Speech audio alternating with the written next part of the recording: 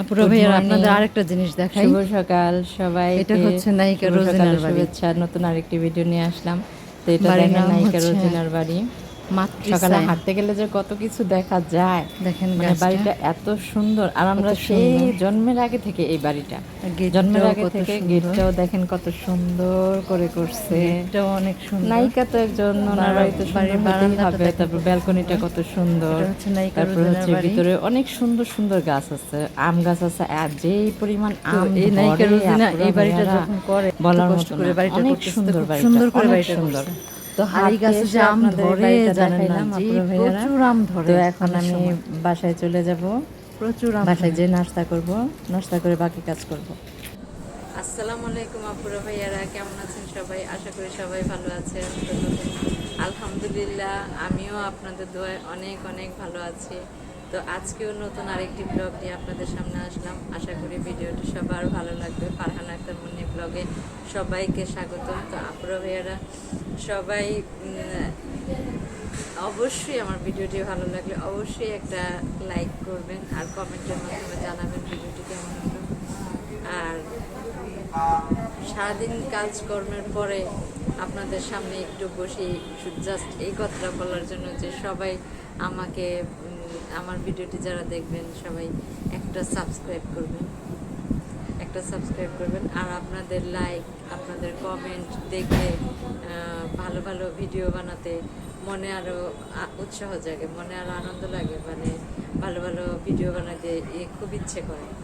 তো আপনারা ভাইয়ারা ভিডিওটি দেখতে থাকুন, আর ভালো লাগলে অবশ্যই একটা লাইক করবেন আর কমেন্টের মাধ্যমে জানাবেন ভিডিওটি কেমন হলো। আর কে কোথা থেকে দেখতেছেন ভিডিওটি একটু অবশ্যই মানে একটু বলবেন কোথা থেকে ভিডিওটি দেখতেছেন। তো পাশে থাকুন, দেখতে থাকুন ভিডিওটি। তারপরে ফের আজকে আমি এই যে ঢেঁড়স ভাজি করবো। এখানে ঢেঁড়স কেটে নিছি, আর হচ্ছে এখানে কাঁচামরিচ ফালি করে নিছি, এখানে কাঁচা পেঁয়াজ, আর হচ্ছে যে বিলাতি ধনিয়া পাতা নিছি। হলো ছোট মাছ রান্না করব। এই যে ছোট মাছের জন্য এই যে আলু কাটছি, আলু কেটে কুচি করে নিছি। আর এই যে ছোট মাছ ভালো করে ধুয়ে পরিষ্কার করে এখানে রেখে দিচ্ছি। এটা দিয়ে ওই বিলাতি ধনিয়া পাতা দিয়ে মাখা মাখা ঝোল করব আলু দিয়ে, আর ঢেঁড়স ভাজি করব। তারপরে বাইরে এখানে আমি তেলটা ঢেলে দিছি তাওয়ার মধ্যে, কড়াইয়ের মধ্যে। এখন এটা তেলটা গরম হলে পরে আমি এটা পেঁয়াজ দিয়ে দেখুন আজকে রান্না করতেছি রান্নাঘরে, তো অন্ধকার লাগতেছে। তো দেখতে থাকুন ভিডিওটি, এখন ভালো বোঝা যাইতেছে। তা আমি এখন এই যে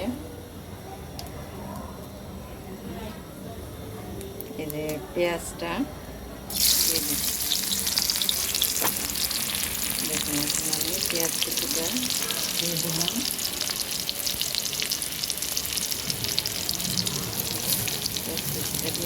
এটাকে হালকা একটু ভাজা করবো।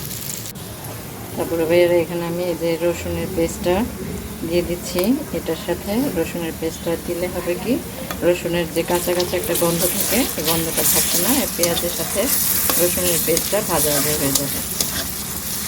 এটা আমি ভাজা ভাজা করি, পরে মশলা দিব। তারপরে এখানে আমি হলুদের গুঁড়া, মরিচের গুঁড়া, ধনিয়ার গুঁড়া দিয়ে এটাকে ভালোভাবে কষাবো। এখন আমি কোনো পানি দিইনি, এটা তেলের মধ্যেই ভালোভাবে নাড়াচাড়া দিয়ে তারপর একটু ভালোভাবে কষা দিতে হবে। মরিচটা একটু হালকা কম দিচ্ছি, কারণ হলো আমি এখানে কাঁচা মরিচ দিব, তো এই জন্য মরিচটা হালকা কম দেওয়া হয়েছে। তো আমার এটা ভাজা ভাজা হতে থাক, তারপর আবার আপনাদের দেখাইতেছি। তো এর দেখেন আমি পানি ছাড়া কত সুন্দরভাবে কষাচ্ছি তেলের মধ্যে, কত সুন্দর একটা কালার আসছে, অনেক সুন্দর একটা কালার আসছে। এখানে ক্যামেরা হয়তো ভালোভাবে বোঝা যেতেছে না, কিন্তু অনেক সুন্দর একটা কালার আসছে। তো এখানে আমি পানি দিয়ে দিব, পানি দিয়ে মশলাটাকে আবার একটু কষাবো। পানি দিয়ে দিলাম, হালকা পানি দিলাম, পানি দিয়ে মশলাটাকে কষাবো। আর একটু এখানে স্বাদ মতো লবণ দিয়ে দিলাম।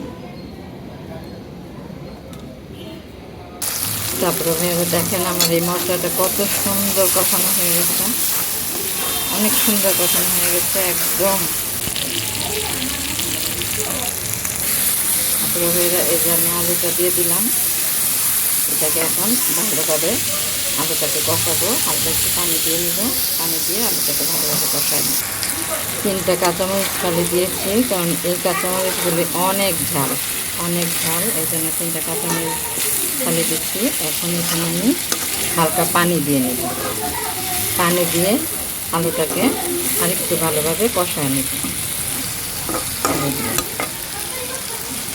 পানি দিয়ে কষায় নেব যেন আলুটা আমার ভালোভাবে সিদ্ধ হয়, কারণ মাছগুলো তো আমি কষায় রাঁধতেছি, আর ছোটো মাছ তো ভাজার কিছুই নেই, একদম ছোটো মাছ। তো আলুটা একটু কষা হয়ে গেলে আমি মাছটা ছেড়ে দেব। তারপরে ভাইয়ারা এখানে আমি মাছগুলো দিয়ে দিছি। আমার মাছ আর আলু একসাথে হবে, কিন্তু এটা বেশি নাড়াচাড়া দেওয়া যাবে না, কারণ ছোটো মাছ তো তো কখন এটা গইলা যায় তো ঠিক নাই। তো এই জন্যে এটাকে হালকা নাড়া দিয়ে আমি পানি দিয়ে হালকা আছে দেখে হইতে থাক। তারপরে ভাইরা এখন আমি ঢেঁড়স ভাজি করবো। ঢেঁড়স ভাজির জন্য আমি সাদা তেল দিয়ে নিছি, এখন আমি পেঁয়াজটা দিয়ে দিলাম, পেঁয়াজটা দিয়ে দিলাম। তারপরে ভাইরা এই যে ঢেঁড়স ভাজির জন্য আমি ঢেঁড়স ঢেলে দিলাম, আর হচ্ছে কাঁচামরিচটা একটা ফেলে দিচ্ছে, আর একটা হলো আটটা দিয়ে দিচ্ছি। এটাকে ঢেঁড়সে পানি দিব না, আমার গরম ভাত লাগবে, তো এটা সুন্দর মতো হয়ে যাবে। আর ঢেঁড়সটা বিজল ওঠে, এর জন্যই আমার বিরক্তটা লাগে।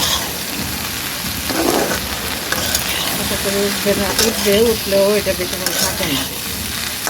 একটা পটল ছিল, পটলও দিয়ে দিতে চুলার আঁচটা কমায় দিব। এখানে আমি একটু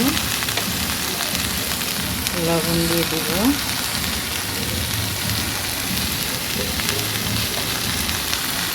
লবণ দিয়ে দিলাম। আমার এটা চুলার আঁচটা কমায় দিব সুন্দর মতো। ঢেঁড়স ভাজি বেশিক্ষণ লাগে না হয়েছে, আমার রান্না শেষ। দেখি কোনো ভর্তা করতে পারি কিনা, যদি ভর্তা ভালো লাগে শরীরটা ভালো লাগে করবো, আর যদি ভালো না লাগে তাহলে মাছ তরকারি আর ঢেঁড়স ভাজি দিয়ে ভাত খেয়ে করবো। তো দেখতে থাকুন আপনারা, আমার ঢেঁড়স ভাজিটা হয়ে যায় শেষ। তারপরে ভাইয়ারা যত কিছুই রান্না করি না কেন, এই ভর্তা চাশনি এগুলি না হইলে ভালো লাগে না। দেখেন এই যে এগুলি দিয়ে এখন গরম গরম ভাত খাবো।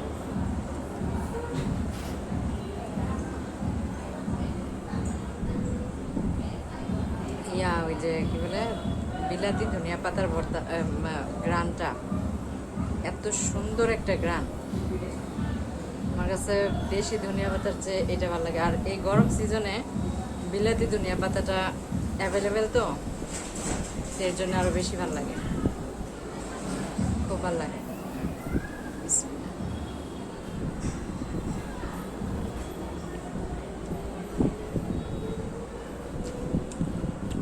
অনেক মজা হয়েছে, অনেক অনেক। আপনারা এভাবে বানায় খাবেন, অনেক মজা পাবেন। তো দেখতে থাকুন ভিডিওটি, আমি ভাতটা খাই নিই। তারপরে ভাইয়ারা এখন সন্ধ্যার টাইম, নাস্তা টাস্তা খেয়ে একটু বের হয়েছি। তো আমি কিছু সবজি কিনবো এই দোকান থেকে। দেখেন এখানে সিজনালি আমরা আছে, শসা, আমি চিচিঙ্গা কিনতেছি, এখান থেকে চিচিঙ্গা নিব কিছু। এখানে টমেটো আছে, লেবু, কাঁচামরিচ, তারপরে ঢেঁড়স, মিষ্টি কুমড়া, পেঁপে, তারপরে কাঁকরোল, পটল, অনেক কিছুই আছে, বেগুন। তা আমি চিচিঙ্গা নিতেছি, চিচিঙ্গাগুলো নিয়ে তারপর বাসায় যাব। তো এখানে আর একটা ভ্যান ছিল, এটার মধ্যে দেখলাম পেয়ারাগুলো ভালো লাগলো, তো পেয়ারা কিনতেছি, এখান থেকে পেয়ারা নেব। তারপরে পেয়ারা আমার ভিডিওটি কেমন লাগলো সবাই অবশ্যই কমেন্টের মাধ্যমে জানাবেন, আর ভালো লাগলে অবশ্যই একটা লাইক করবেন। আর সবাই ভালো থাকবেন, সুস্থ থাকবেন, নিজেদের প্রতি খেয়াল রাখবেন। আজকে এই পর্যন্তই, দেখা হবে নতুন কোনো এক ভিডিওতে। সেই পর্যন্ত বিদায়। তো পেয়ারা নিয়ে নিলাম এখান থেকে, পেয়ারাগুলো ভালো লাগলো, সবজি নিলাম আর পেয়ারা নিলাম। তো সবাই ভালো থাকবেন, সুস্থ থাকবেন, নিজেদের প্রতি খেয়াল রাখবেন। আল্লাহ হাফেজ।